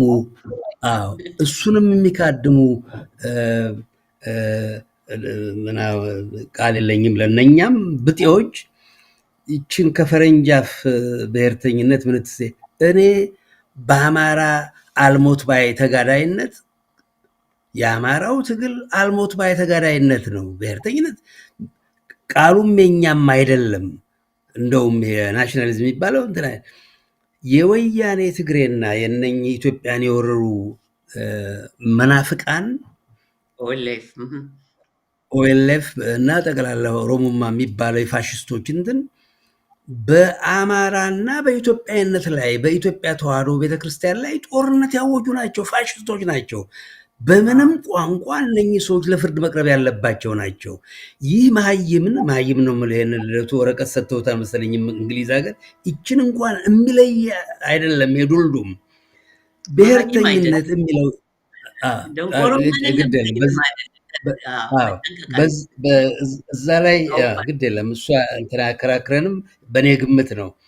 ይህ ሰው አእምሮ ቢኖረው ኖሮ አማራ የአማራን አልሞት ባይ ተጋዳይነት አማራን አጠፋለሁ፣ ኢትዮጵያን እናጠፋለን፣ ከኢትዮጵያ እንገነጠላለን ብለው በኢትዮጵያውያን አጽመ ርስት የሰፈረ ባዕድ ኦሮሞ ተብዬ ይሄን በሚያደርግበት ጊዜ አልሞትም በገዛ ሀገሬ ከእግዜር ቀጥሎ በፈጠርኳት ሀገር ለ50 ሺህ ዘመናት ለመኖሬ ሳይንስ የመሰክረልኝ እኔ እኖራለሁ ብሎ ያለን በዛ አይን የሚያይ ደንቆሮ ቃል የለውም። ፊደል ያልቆጠረች እናቴ አንተ ላይ ያለች። ስለዚህ ነው ከደንቆሮ የባሰምለው። ስለዚህ ምንድን ነው ሰውን በዚህ በባዕድ መንፈስ እንትን ተብሎ ብሔርተኛ ሰውን ያወና እንትን ይሉታል። የአማራው ትግል አልሞት ባይ ተጋዳይነት ነው። ልክ ነው። እናጠፋለን ያሉትን ጠላቶቹን ፋሽስቶቹን የኦሮሞና የትግሬ ወያኔን ፋሽስቶች የመከላከል እንትን ይሄንን ብሔርተኝነት እጠላለሁ ብሎ ሲል ከዚህ የበለጠ ድንቁርና ምን አለ? አበባ ጀስቲፊኬሽኑ ግን ኖ ያካሄድና የፖለቲካ ስልትን አሁን እኔ የማየው ከስነ ልቦና ጋር አሁን ብትጠይቀው በአደባባይ ይጠየቃል። እንደዚህ አይነት ነገሮችን ያዳምጣል። በአማራው ላይ ጄኖሳይድ ተካሂዶበታል። ልክ ነው የሚልህ። መሳሪያ አንስቶ መታገሉ ልክ ነው የሚልህ። ለዚህ ነው የሚታገለው ህዝብ ከላይ የሚባለውን ነገር ለይቶ እንዲያውቅ የሚያስደርገው ደግሞ ፈንዳመንታል መሰረታዊ የሆኑ ጥያቄዎችን እንድናነሳና እንዲመልሱ ስናደርጋቸው ነው የምልህ እንጂ ዝም ብሎ ካለማወቅ አይደለም የሚያደርገው፣ አውቆ ነው የሚያደርገው። ለዚህ ነው ድንቁርና አይደለም የምልህ፣ አውቀው ነው የሚያደርጉት። በስልት የሚካሄድ ነገር ነው እና ህዝቡ እንዲያውቀው በሰላምም ጥሩ ነው፣ ጦርነት የሚቆም ማለት ጥሩ ነው፣ እንስማማለን። አማራውም ጄኖሳይድ ተደርጎበታል ብሎ ያምናል ይልሃል። ለዚህ መልሱ ብዬ ሰው ዲፐር ጥልቅ የሆነ ሀሳብ ውስጥ እንዲገባ አንደኛ ብሔርተኝና አሁን እንዳልከው እሱን ገልጸናል። ሁለተኛ ጽንፈኝነት የሚባል ነገር የለም። ጽንፈኞቹ ጸረ ኢትዮጵያና ጸረ አማራ የሆነው ኃይል ቅድም ያልኩ ራስ ጠል ያልኩበትንም ምክንያት እነግርሃለሁ። ጽንፈኝነት ሳይሆን ራሳቸውን የማይወዱ ሰዎች ሌላን የመውደድ አቅም የላቸውም። በራሳቸው ላይ መተማመን የሌላቸው ሰዎች ሌላን የማመን የመተማመን ከሌላ ጋር የመተባበር ፍላጎትም አቅምም የላቸውም። በአፍሪካነት በሰውነት ጠቅላላ ራሳቸውን ከመጥላታቸው የተነሳ አንተ በሌላ መንገድ አስቀምጠዋል። አማራውን መሆን ስላልቻሉ እንዲያውም ሪአክሽን ፎርሜሽን እንለዋለን በኢጎ ዲፌንስ እንትን መካኒዝም ውስጥ እና አማራውን መሆን ስላልቻሉ አማራው ላይ ተነሱበት እንደምትለው ማለት ነው። ግን ይሄ ራስን ከመጥላት የሚመጣ ነው ምለው። ራሳቸውን ወደው ይሄ የተሳሳተ አባባል ራሳቸውን ወደው ለራሳቸው ክብር የሚሰጡ ለስብዕናቸው ክብር የሚሰጡ ለሀገራዊ ማንነታቸው ክብር የሚሰጡ ሰዎች ቢሆኑ በሌላው ላይ ሌላው ካልሞተ ሌላውን የበታች ካላደረጉ እነሱ ሙሉ ሰውነት የማይሰማቸው ነው። ሁለቱም ቲፒኤልኤፍም በቲፒኤልኤፍ ዙሪያም የተሰበሰቡ ሰዎች ኦኤልኤፍም በእነሱ የተቀነቀነው የምሁራን ሳይኮሎጂካል እንትን ማይንድ ሴታቸው ሙሉ ሰው ራሳቸውን አድርገው ስለማያዩ ሙሉ ሆነን የምንታየው አዋቂ መስለን የምንታየው ሌላውን ስንጠላ፣ ሌላውን ስንገል፣ የሌላውን ስንቀማ ብለው ስለሚያስቡ ነው ብዬ ነው። ይሄ መጀመሪያ ላይ ቅድም ሳልከው ራስ ጠልነት የምልበት በሰውነትም በአፍሪካዊነትም በኢትዮጵያዊነት እነሱ ኢትዮጵያ ያለመሆናቸውን ስላልሆኑ አይደለም ኢትዮጵያን ብቻ የሚጠሏት ራስ ጠል በመሆናቸውና ውስጣዊ ደዌ ስላለባቸው ውስጣዊ የበሽተኝነት ስላለ ነው እንጂ ሌሎች 28 ነገድን አፍርሶ ራስን ከፍ ከፍ ለማድረግ መፈለግ ይሄ ለነሱ ብቻ አይደለም። በነጮችም ሳይኮሎጂ ላይ አይተውል ሌላውን ኢንፌሪየር ማድረግ አለብህ አንተ ሱፔሪየር ሆነ እንዲሰማ። የአማራ ህዝብ ይሄ ካልቸር፣ ይሄ ማንነት፣ ይሄ ስነ ልቦና የለውም። ከዚህ ስነ ልቦና ተነስቶ ነው ለ100 ዓመት ሲታሽ የቆየው ላለፉት 50 ዓመት። ስለዚህ አዲስ ስነ ልቦና መቀስቀስ አለብን። ለየት ባለ መልክ እንዲያይ ማድረግ አለብን፣ ጠላቶቹንም ወዳጆቹንም። ለዚህ ነው በዚህ መልክ እና አንዱ ይሄ ጽንፈኝነት ብሎ የሚለው ጸረ ኢትዮጵያና ጸረ አማራ የሆኑት ናቸው ጽንፈኞች እንጂ አማራው አይደለም። አማራውን እዛ ውስጥ ለመክተት ሲሞክሩ የራሳችንም ሰዎችም አሉበት እና ይሄንን የሚሉ አማራው ውስጥ የአማራ ትግል ውስጥም የሚሳተፉ ሰዎች አሉ። ይሄን አምነው ስለሚንቀሳቀሱ የአማራውን ትግል ያስበሉታል። መነሻችን ላይ ያልነው የአማራውን ትግል ያስጠልፉታል። ምክንያቱም የዚህ አስተሳሰብ ርዝራዥ ለ30 ለ40 ዓመት ውስጥ በውስጣቸው ስላለ ያን ይከተላሉ። ከነዚህ ሰዎችም ጋር ሳይኮሎጂካሊ ሊግባቡ ይችላሉ። ሊግባቡ እንዳይችሉና ያለውን ካግኒቲቭ ዲዞናንስ የነ ልደቱ፣ የነ ሕዝቅኤል፣ የነ ጃዋር፣ የነ እሱን እንኳን ልለውም ሌሎችን ሳልጠራ ሰዎች ናቸው እነሱ። አዎ፣ ግን አገራችን ውስጥ ነው ያሉት። የሚጎዳው ሀገራችን ህዝብ ነው። የምትጠፋው ሀገራችን ነች። ስለዚህ ያኛው ላይ ለመድረስ አሁን የሚያስፈልገውን ፋላሲውን የነሱን የወደቀ የተሳሳተ አስተሳሰብ ለህዝብ ግልጽ ማድረግ አለብን። ቅድም እንዳልኩ እንትን ሲያደርጉ ውይይት ሲያደርጉ ከነዚህ ከሚዲያው ጋር አይጠይቋቸውም። ምንድነው የምትፈልጉት? ሚዲያው ያንዴ ይሄ እኮ አላማው ግልጽ እኮ ነው። ሚዲያው ማን ነው? ይሄ የዜና አውታሩ የጠላት እንትን ስለሆነ ነው። እንደው ሆድ ሲያውቅ ዶሮ ማታ ነው። የትኞቹ ናቸው የአማራ ተብዬ እንትኖች ናቸው? ነፍስ ያለውን አማራ በአማራ ጉዳይ እድሜ ልኩን ሲታገል የነበረን አማራ አንዲት ቀን ይሄን ነው ብለው ጥያቄ ሊጠይቁ የሞከሩ? ስለዚህ ግልጽ ነው። እነኛውን ያልሻቸው ሰዎች ከዚህም የተለየ እንትን የብቃት ጉዳይም አይደለም፣ ከዚህም የተለየ ነገር እንዲጠይቁ የዜና አውታሮቹ የኔ ቢጤዎች አሉ። ለኢንተርቪው አቅርበውና አያውቁም አይደል? እነሱን ማለት ነው። ምንድን ነው የሚባለው? ይሄ ያንዳርጋቸው እገሌ ከገሌ መባል የለበት ኖ። ግን ቅድም ያልኩት ልዩነት እንዳለውና መስተካከል ያለበት እነሱ አላማቸው ስለሆነ ነው። እና አሁን ቅድም የጠራቸው በአማራው ስም ደግሞ አሉ። እኔ እንዲነቃ የምፈልገው በአማራው ስም ያሉት ደግሞ ከዚህ ሻል ያለ ሊያጋልጥ የሚችል ጥያቄ አይጠይቁም። ባለፈው መልካም ሄዳ አየኋት። ጥሩ ነው፣ ልጠይቅ ሞከረች፣ ግን የትም ሊሄድ አልቻለም። የተጠየቀውም ጥያቄ መሰረታዊ እንትኑን የሚፈነቅል ሳይሆን ምንድነው ፍላጎታችሁ? ምንድነው አላማችሁ? ለዚህ ነው ሁሉ ጠላት አይደለም የምለው ደብሩ። ሁሉ ወዳጆቻችንንም ማስታጠቅ ይኖርብናል። ቅድም እንዳልከው ስም እየጠራን ሌሎቹም አሁን ስታይ አበባ እኔ ገሌ ከገሌ ሳልል በአማራው ጉዳይ በኢትዮጵያ ጉዳይ ላይ እንዲሁ ስማቸው የሚነሱ ሰዎች ስማቸውን እጠራለሁ። ይሄ አበበ ገላ የተባለው ምን እማደርጋትን ነገር እልክላችኋለሁ። ትንሽ ፈረንጅ እናንተ እንደምትሉት ሰብኮንሽስሊ ትንሽ እንኳ ጠልቆ እንደው መስማቱ ወጀቡ እንኳን ነገር መንፈሳቸውን እንትን ሀብታሙ ለተባለው ምናምን አያሌው ለተባለው አማርኛውን እንኳ 17 የባህል ቃል ሲቀላቅል ያደንቆሮ እባክህ በአማርኛ አጥራው ብዬ ለ7 ለ8 ሰዎች አንቺም ራስሽ አትድከም ስትኝ የነበረ ነው። ስለዚህ እነኚህ የአማራ እንትኖች ሆነው አይደለም ልድከም እንጂ አሁን አውቁም ላልሽው ጉዳይ ነው። አውቁም ወይም እንትን አይደለም ለተባለው ለእውነት ቆመው ቢሆን ኖሮ ሐቅን ባስታጠቅኳቸው መረጃ እየገለጽኩ እንዲህ ነው በተባለ ሊማሩ በፈቀዱ ነበር። አይደለም ተፈጥሯቸው አይደለም እነኛ። ስለዚህ የአማራ እንትን ሊባሉ የሚገባቸው አይደሉም።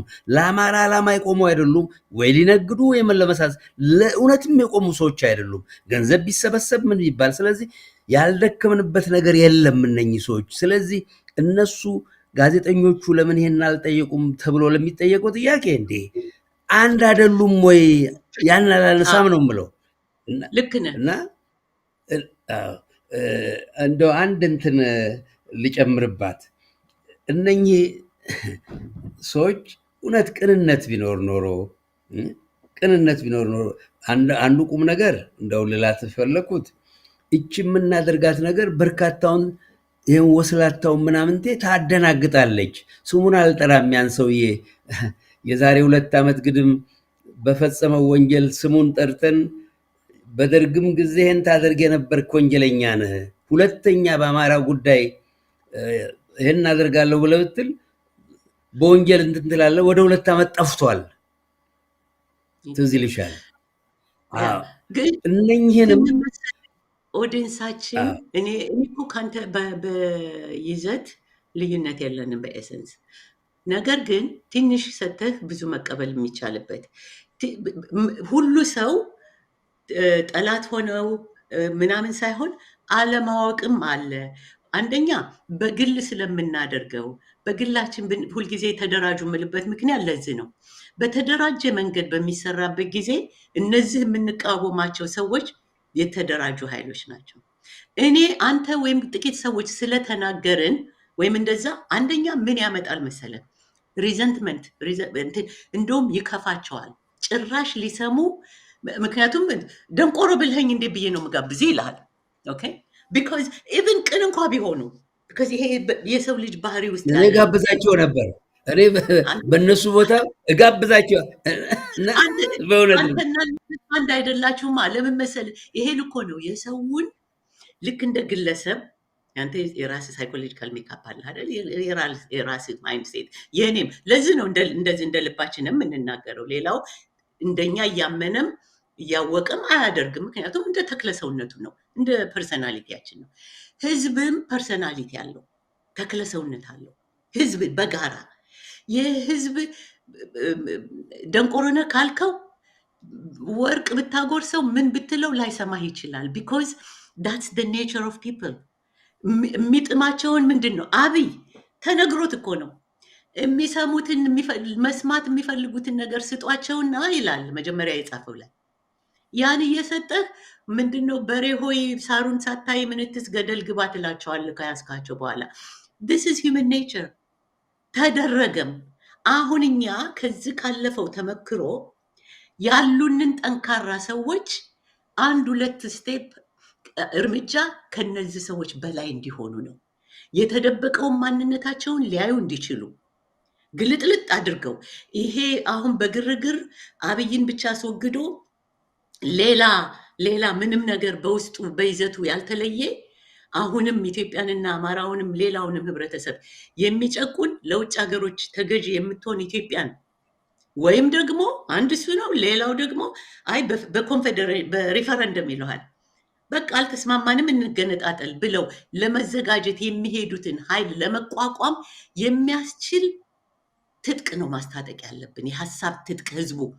አለበለዛ የእኛን ሀሳብ እንዳልኩ እኮ ነው። እኔ አብይ በመጣ ማግስት እዚህኛ አካባቢ መጥቶ ሲናገር ሰማሁና እግዚአብሔር ይስጣቸው ለአንተም ለእኔም ብዙ መድረክ የሚሰጡን የስዊድን ሬዲዮ ነበር ያን ጊዜ። በማግስቱ ጠየቁኝና ከዛም አይ ቲንክ አውስትራሊያም የሆነ በዛን ሰሞን እስራኤልም ሄደን ነበር እኔና ተክሌ። ኖ ይሄ ሰው የጤነኛ አይደለም፣ በጭራሽ እንዳትከተሉት። ሊያደናግርና ሊያደነዝዝ ነው የመጣው። ምስል ከግራ ከቀኝ ነው ወዳጆች የምላቸው ኢትዮጵያዊ ነው ለአማራው የሚቆረው ምን ነካሽ አንቺ ደህና ነገር እየመጣ ምናምን ነው ያሉኝ። ወል ጥቂት አልቆዩም አዩት። አሁን ያ እንዳይደገም እንደዚህ አይነት ነገር የምናሳያችሁ ካለፈው ተምሮ፣ ምክንያቱም ክሬደንሻል አለን እኔ እናንተ ዝም ብለን አይደለም የምንናገረው። እኔም ዝም ብዬ አበባ ስለሆንኩና አዋቂ ስለሆንኩ አይደለም ያየሁት። ካለኝም ከሙያ አንጻር ከተናገረውም ሰውየው ከተናገረው በመስማት ህዝባችን እንዳይሳሳት ነበር። ከላይ ከቄሱ ጀምረህ ከምኑ ተቃዋሚ ነኝ የሚለው በቃ ገባ ኢትዮጵያ ሆይ ሆይ አለ። ይህን ሰውዬ ሙሴ ነህ ምንትስ አለ። ዛሬም እንዳይደገም ነው። ቢኮዝ ሊደገም በሚያስችለው መንገድ ደብሩ ሊደገም በሚያስችለው መንገድ የህዝቡን ስነ ልቦና የሚያውቁ ስለሆኑ እነዚህ ይሄን መሳሪያ ግን አላቸው።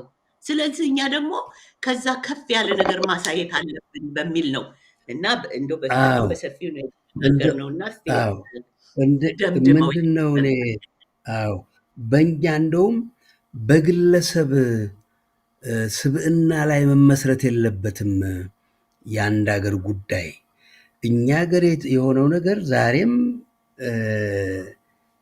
ከፍትህ የተላቀቅን ስለሆንን ነው።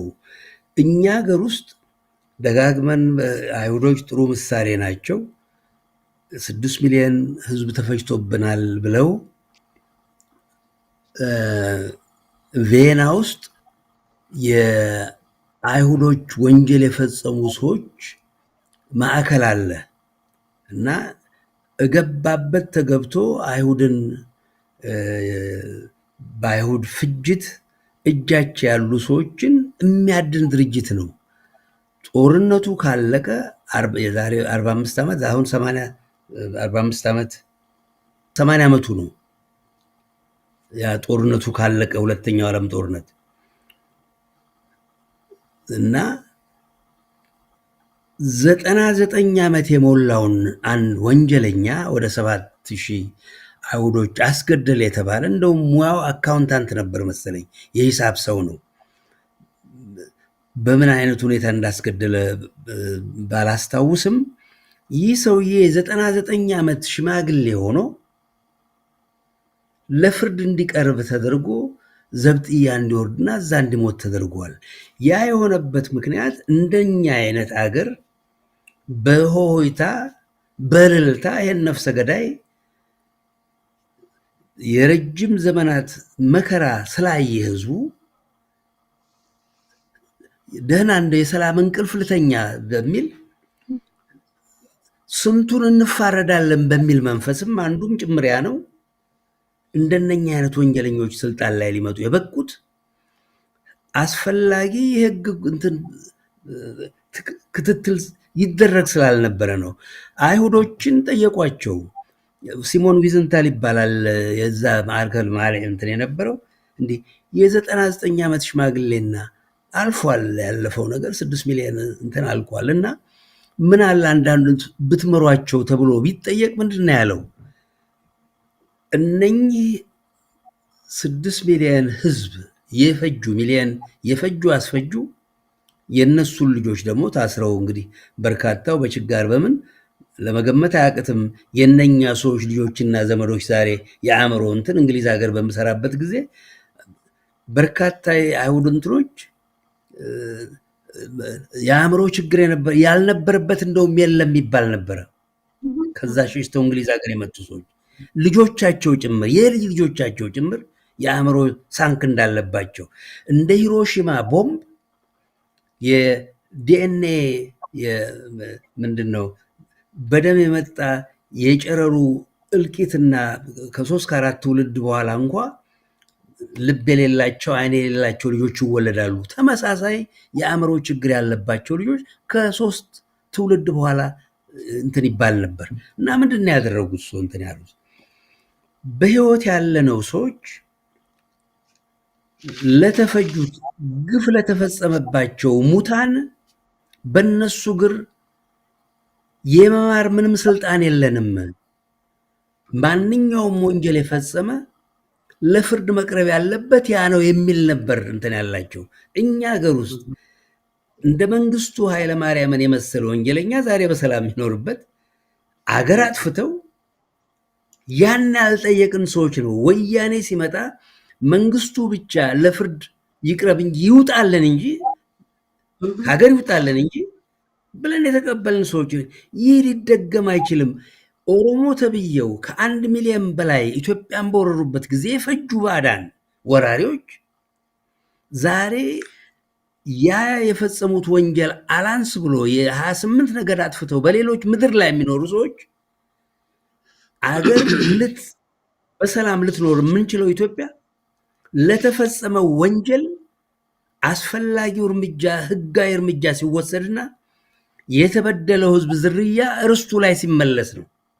ስለዚህ አሁንም የምንለው እነኚህ ያንጃበቡና የመሳሰሉ ሰዎች በምንም አይነት መሰረታዊ ለውጥ ለፍርድ የሚቀርቡ እንጂ የኢትዮጵያ ህዝብ ጆሮ ሊሰጣቸው የማይገቡ ወንጀለኞች ናቸው። ኢትዮጵያ ሰላም ልትሆን የምትችለው ፋኖ አሸነፈም የዘገየም ምንም ይበል የፋኖም ትግል መዳረሻው ፍርድ ነው፣ ፍትህ ነው። ፍትህ ላይ ብቻ ነው የሚገላግለን እንጂ እገሌህን አለ እገሌህን ያላል ተባል። ለዚህ የበቃንበት የኛ በእውነት የሀገር በሀገር ደረጃ ምን ያህል እንደወደቅን ነው የሚያሳየው። የደቡብ አፍሪካ ጥሩ ምሳሌ ሊሆነን ይገባል።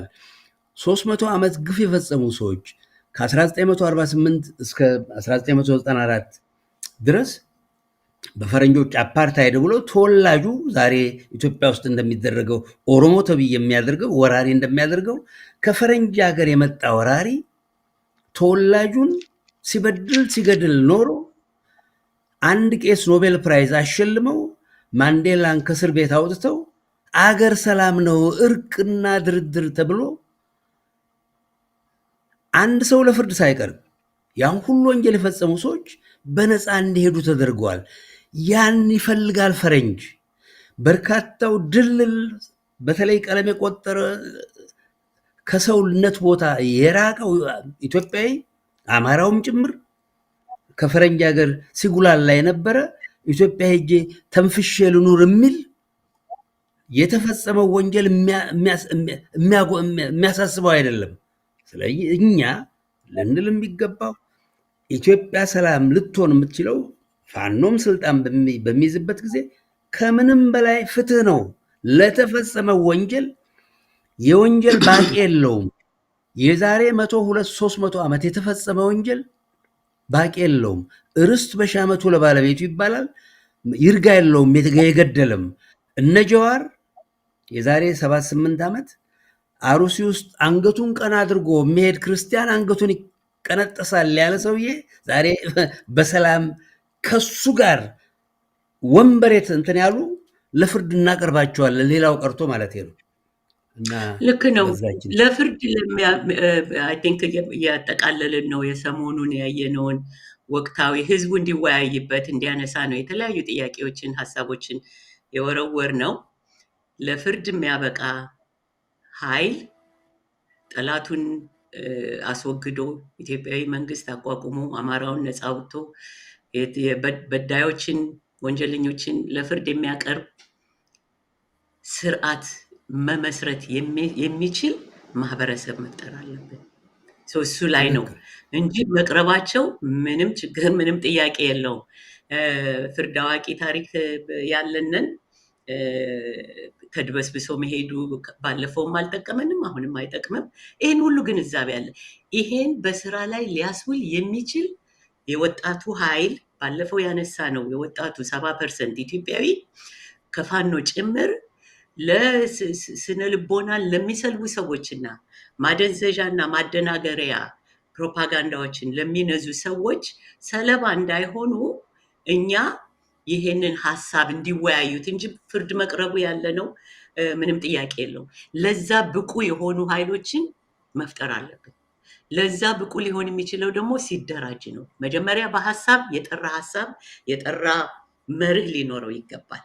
ጠላትና ወዳጅን በማወቅ ጠላትና ወዳጅ ሲባል በሀሳብም ደረጃ ለሰው ልጅ ጠላት የሆነ አጥፊ የሆነ አስተሳሰብን ነቅቶ የሚያውቅ የቁጥር ጉዳይ አይደለም፣ ግን ይሄንን የሚያውቅ ማህበረሰብ ሲኖረን ጠላትን ለፍርድ ያቀርባል። አንድ ከጠላትን በፊት ለድል እንዲያበቃን ደግሞ የተለያዩ ውዥንብሮችን አሁን እንዳነሳ ነው ሰሞኑን የሚታዩት አካሄዶች ሰዎች ተሰባስበው በአሜሪካንም በለው በእንግሊዝም አሰባስቦ ኦሮሞ ኦኤልኤፉን ቲፒኤልኤፉን ምንትሱን እንዲሰባስበው አስመሳይ ሲሙሌት የሚያደርጉ ለውጥ የሚመስል ግን እውነተኛ ለውጥ ያልሆነ ነገር ለማምጣት ጤናማ ለውጥ ያልሆነ መንገድ ለማምጣት ስለሆነ ጥረታቸው ያን ማሳየቱ ደግሞ ለዛ ለትልቁ ግብ መነሻ ነው። በዚህ ደረጃ ወጣቱ እንዲወያይ ነው። በዚህ ደረጃ ፋኖ ምክንያቱም መከራ እያበዛበት ስትሄድ ያለ ነገር ነው። በደል እየበዛበት ሲሄድ ይሄ ራሱ ምንድን ነው ጦርነት ይቁም የሚለው እንትን ሰው እንዲደበደብ ታደርገዋለህ።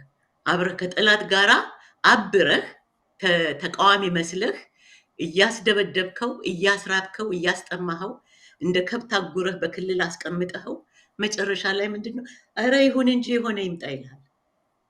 ያን እንዳይሆን ከወዲሁ ህዝብ እንዲነቃና የሚገባውን ይገባኛል፣ ብቁ ትልቅ ዋጋ ያለኝ ሰው ነኝ፣ ሰው የሰው ልጅ በኢትዮጵያዊነቱ በአማራነቱ በማንኛውም መንገድ ዋጋ አለኝ ብሎ ራሱን ሰልፍ ወርድ እንዲኖረው ያ ካለው ለማንም ይምጣ አይልህም። የምፈልገው ነገር ይምጣ ነው የሚለው። አይግደለም አብይ ሄዶ ጀዋር ይምጣ፣ ጀዋር ሄዶ በቀለ ይምጣ፣ ከሌ ይምጣ፣ ያ አይደለም። የምፈልገው ነገር እንዲሆን ነው ብሎ የሚያስብ ትውልድ። ለዚህ ነው ባለፈው ሳምንት የሚያዳምጡት በሱሰኝነት በተለያየ ጎጂ ባህል ውስጥ ሰው እንዲዋዥቅ የጠለቀ አስተሳሰብ እንዳይኖረው ራስ ጠልለዋለሁ። አሁንም ራስን መጥላት ማለት ሌላው መጥቶ እንዲያድን መፈለግ ራስህን ስለማታምነው ነው። ራስህን በራስህ ላይ ኮንፊደንስ ስለሌለ ነው። ኮንፊደንስ የሌለውን ደግሞ በራሱ ላይ መተማመን የሌለውን ለምን ይወዳል? እነዚህ ሳይኮሎጂካል እንትኖች ናቸው። ይሄ የኛ አይ ቲንክ የሚያዩንና የሚያዳምጡን ብዬ የማስበው በትግሉ ውስጥ ያሉ ኦፍኮርስ ተቀናቃኞች ያዩታል በደንብ። በትግሉ ውስጥ ያሉ ወጣቶች ቁጭ ብለው እየፈቱ እንዲያዩት በመፈለግ ነው አንዳንዱን ጥቅልል ያለውን ሳይኮሎጂካል ነገሮች የማነሳው እና ለዛ ብቁ ለፍርድ ለማቅረብ ሆነ በየጊዜው ለሚቀርቡ የሐሰት ትርክቶች ሆነ በወቅታዊ ጉዳዮች ላይ ህዝብን ሐሳቡን ሰልቦ ከሚገባው ያነሰ ለውጥ እንዳይመጣበት ይሄ ሁሉ ዋጋ እየተከፈለ ተገቢውን ለውጥ እንዲመጣ በዚህ በለውጥ እንቅስቃሴ ያለ ማንኛውም ሁሉ እንዲያስብበት ነው። ይሄ ሁሉ አንተም የዘረዘርካቸው እኔም የዘረዘርኳቸው ብዬ የማስበው ለወደፊቱም አይ ቲንክ ሌሎችም ከኛ ጋር ብትወያዩ ሀሳብ ብትሰጡ ደስ ይለናል። ባለፈው የተነሳውን በሚቀጥለው ሳምንት በእርግጥ ከሕክምና አንጻር ብዙ ሰው የተጎዳ አለ። ደብሩ አንተ ስለማታውቀው አገሩ ስለዚህ የተጎዳ ሰው አንተ የምትለውን ነገር ለፍርድ አቀርባለሁ የሚለውን ቀርቶ ኧረ እንደው እሱ ቀርቶ እንደው ትንሽ ከሱ የተለየ ይምጣልን መልሶ ይግዛን የሚል ህዝብ አለ።